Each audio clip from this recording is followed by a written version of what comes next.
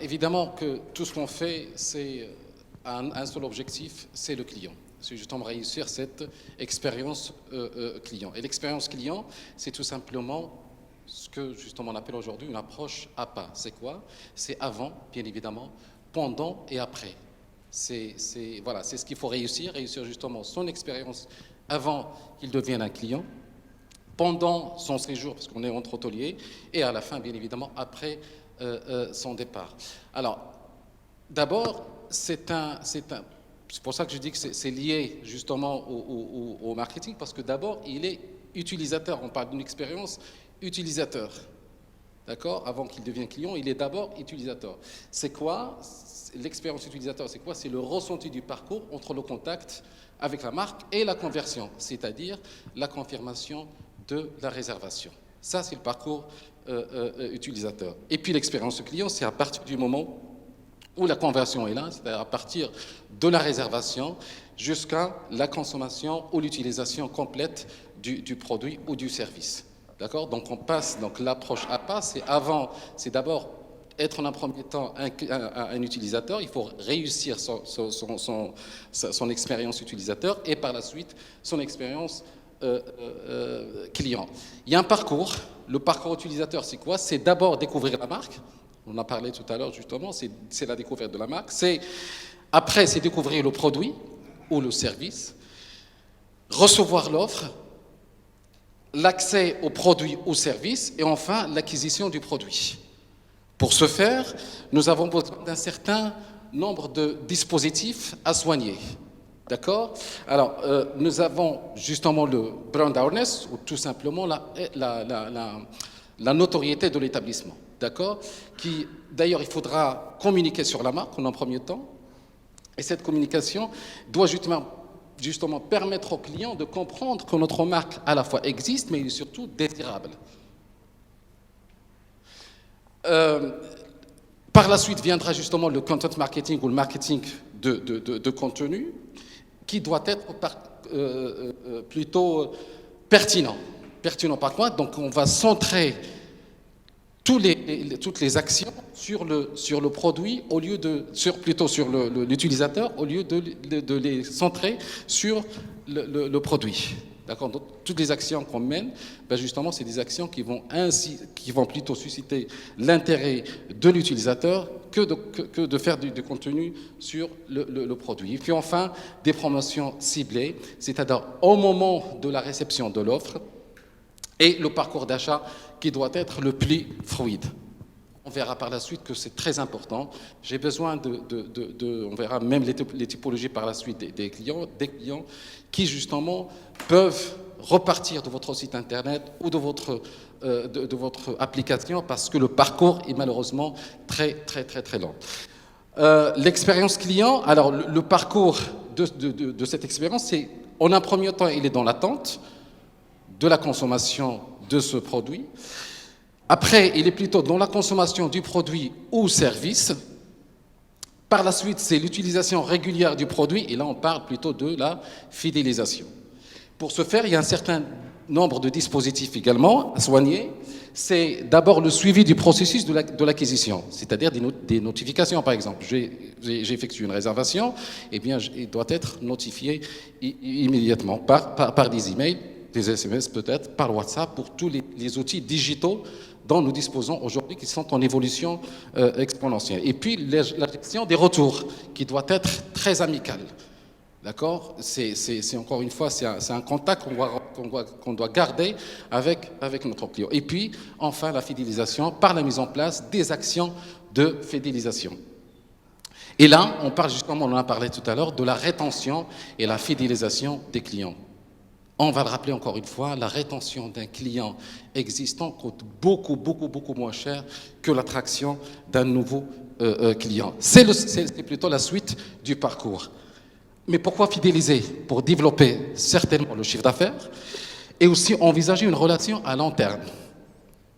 Un client, justement, fidéliser un client, c'est justement développer cette relation avec lui pour arriver à ce qu'on appelle une valeur à vie du client. Toutes les statistiques et les études montrent que le taux de rétention de 5% nous ramène à des bénéfices entre 25 et 55%. Faites les calculs, évidemment, donc on voit bien que c'est très important. Et puis, on est là dans une relation avec le client qui est à la fois profitable, fiable, et plutôt c'est une relation activatrice de la croissance. Pourquoi fidéliser? Tout simplement, c'est parce que le budget qu'on va justement déployer pour ce client existant, il est beaucoup inférieur que le budget de client qu'on va aller chercher par la suite. Et puis, c'est la capitalisation sur les données. On sait très bien que la guerre qu'il y a sur la data aujourd'hui, eh bien, vous avez un client, vous n'avez pas besoin d'aller chercher il est sur place, on prendra toutes les informations, toutes les données dont on a besoin. Mais par contre, attention à cette mauvaise fidélité, qui est d'abord la paresse. Alors, la paresse parce que, on va dire que ce client est plus près. On ne va pas faire d'action sur une clientèle, par exemple, locale, parce qu'elle est prête, elle est là.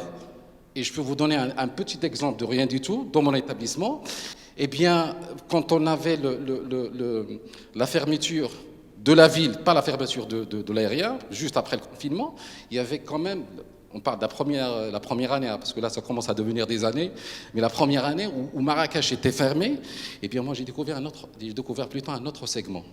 Au lieu même pas le segment de la clientèle nationale, mais c'est plutôt une clientèle locale, c'est-à-dire des Marrakechis que justement on a ciblés, qui venaient parce qu'en fait Marrakech était fermé, et bien on a tout simplement envie d'aller passer des vacances, surtout au mois de juillet, au mois d'août, où l'ensemble des Marrakechis, bien évidemment, quittent la ville pour des vacances. Eh bien, ce client, on peut le perdre quand on est dans cette phase plutôt de paresse, parce qu'on va dire qu'il est juste à côté là. Et puis, on va dire que c'est moins fatigant. Voilà, ce client, on peut l'avoir tout de suite. Deuxième, c'est la peur. La peur de quoi? De perdre les avantages acquis par d'autres clients, par exemple. Avec la clientèle internationale, eh bien, moi, j'ai des avantages. Non, c'est pas de la perte, c'est plutôt un autre segment sur lequel vous pouvez travailler. Et puis, l'obligation, tout simplement, si vous êtes dans une situation de non-concurrence, vous allez dire, il va venir chez moi parce que je suis le seul. Vous voyez, donc ça, c'est malheureusement de la mauvaise fidélité. Eh bien, la bonne fidélité, tout simplement, ça, c'est la satisfaction du client, l'exclusivité par l'exclusivité de la relation que vous allez avoir avec lui. Il se sent privilégié. Après, c'est la préférence à leur montrer, bien évidemment, et puis, à la fin, la reconnaissance à leur témoigner. La reconnaissance, c'est très simple. Un client qui passe un bon séjour, eh bien, va nous faire un commentaire. Il faut prendre le temps, bien évidemment, au moins, et c'est la moindre des choses, de lui répondre et de le remercier. Même ce client qui est insatisfait, eh bien, on va essayer d'anticiper ceci et reprendre contact avec lui. Maintenant, les bases de la fidélisation, c'est très simple. C'est la connaissance de la cible. Il faut absolument qu'on connaisse notre cible. Vous voyez, c'est toujours lié au marketing, bien évidemment. La mise en place d'une base de données segmentée. Nous avons déjà cette base de données. Et là, je vous invite, mesdames et messieurs, il y a des outils gratuits très simples qu'on n'utilise pas. Vous prenez MailChimp, vous avez jusqu'à 2000 emails avec une segmentation de la clientèle golfique, de la clientèle individuelle, de la clientèle de groupe, ainsi de suite. Et on va segmenter ces données. Par la suite, c'est une étude de satisfaction ou la réputation, c'est la réputation électronique d'une manière régulière. Il faut justement étudier cette réputation. On a des commentaires, et bien aujourd'hui, on a la possibilité d'avoir l'autosatisfaction, voir là on est bon, là on n'est pas bon, pour y remédier. Et puis enfin, dialoguer justement par des commentaires et des évaluations. Les données collectées, d'abord, c'est encore une fois, c'est de l'or que nous allons avoir. Alors nous avons des coordonnées complètes du client, le marché cible, la date du dernier échange, dernière offre envoyée, les ventes réalisées, le prix et remise pratiquée, et enfin les retours clients. Tout cela nous donne une data très très très importante qu'on peut justement exploiter. À partir de la data, on peut justement mener notre stratégie de communication par la suite. L'objectif de la fidélisation, c'est tout simplement de remercier et rassurer votre client, personnaliser cette relation qu'on vient de dire avec les clients, et puis pour ce faire, c'est très simple, les récompenser, et puis évaluer en permanence cette relation. Maintenant, il y a des leviers, des leviers déclencheurs, et cela nous ramène à une typologie, enfin à étudier plutôt la typologie de nos clients. Alors vous avez le premier client qui est l'économe, c'est très simple, c'est quelqu'un qui a un budget réduit. Alors, et là, il compare les prix, il va étudier les fiches produits, et puis il va vérifier son panier. Tout simplement, il sait exactement ce qu'il va dépenser. Alors, l'action ou les actions qu'on doit mener, c'est tout simplement matérialiser l'économie, afficher d'abord le prix, par exemple, et puis afficher le prix réduit, et surtout matérialiser l'économie. Vous voyez, donc c'est très simple. Voilà une réponse qu'on va donner à ce type de client. On a le comparateur. Alors lui, par contre, il va utiliser tous les comparateurs, et on le sait aujourd'hui sur les différentes OTA. Donc il va chercher le produit qui est absolument moins cher, même si cela n'est pas pertinent. Alors les actions, il faut l'inciter à comparer ce qui est comparable. J'ai pris deux exemples, un exemple plutôt très simple. On va prendre un établissement, il va prendre un deuxième établissement. C'est plus ou moins la même chose. Eh bien, on a le premier qui est à 122 € la nuit, par exemple, et le deuxième, il est aussi à 122 € la nuit. Tout simplement, comment on va l'inciter à comparer ce qui est comparable, c'est qu'on est plus ou moins sur la même typologie comment dirais-je, d'établissement, mais moi je vais lui montrer que là, j'ai 4 € de taxes, par exemple, et je vais utiliser d'autres termes. Au lieu de dire, par exemple, le petit déjeuner est compris, eh bien, tout simplement, on va dire c'est un petit déjeuner qui est offert. Et bien là, la comparaison est très simple, et tout de suite, j'ai mis l'action qu'il faut pour ce type de client. Et puis, on a le connaisseur. Eh bien, lui, il connaît les produits et les prix.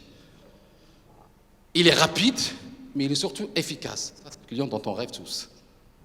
Eh bien, l'action à mettre, c'est d'abord faciliter l'achat du produit et du service en un seul clic, immédiatement. Lui, tout de suite, il va passer à l'action.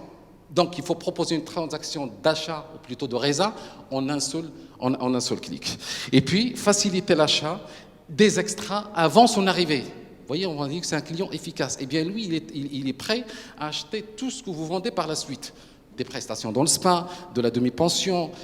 Voilà. Et donc là, il faut lui mettre tous les extras possibles qu'il peut justement acheter, bien évidemment, à l'avance. Et puis, on a le flâneur. Lui, il n'est pas décidé.